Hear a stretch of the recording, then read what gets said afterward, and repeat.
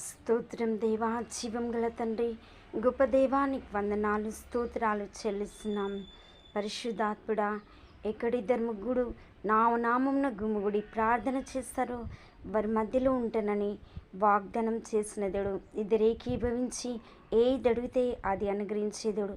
ఏది అడిగితే అది యేసయ్య పొందే వరకునైనా నీకు వందనం. యేసయ్యా నీకు వందనాలు.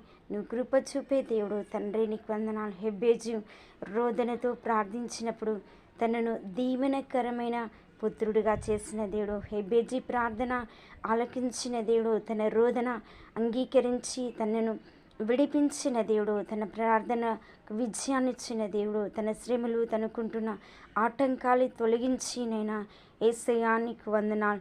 తను ప్రార్థించినవన్నీ తనకు అనుగ్రహించినందుకు నీకు వందనాలు చెల్లిస్తున్నాం. హెబేజీ వలె ఎంతమంది ప్రార్థన చేస్తారో, విజ్ఞాపన చేస్తున్నారు, వారందరి ఎట్లా నీ కృప కలుగునుగాక, నీ దీవెన కలుగునుగాక, నీ ఆశీర్వాదం కలుగునుగాక, నీ మహిమ కలుగునుగాక.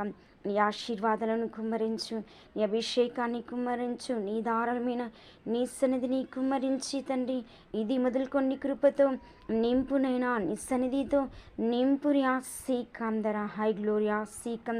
అద్భుతాలు చేయండి, ఆశ్చర్యకార్యాలు చేయి, గొప్ప కార్యాలు చేయి, ఉన్నత కార్యం నీవే జరిగించు తండ్రి. రాత్రి కాలమంతా యేసే గోచాడిన యాకోబును ఇశ్రాయేలుగా మార్చిన దేవుడు ప్రతి స్థితిని మార్చునైనా, ప్రతి రోత యేసయ్య స్థితిని మార్చు తండ్రి.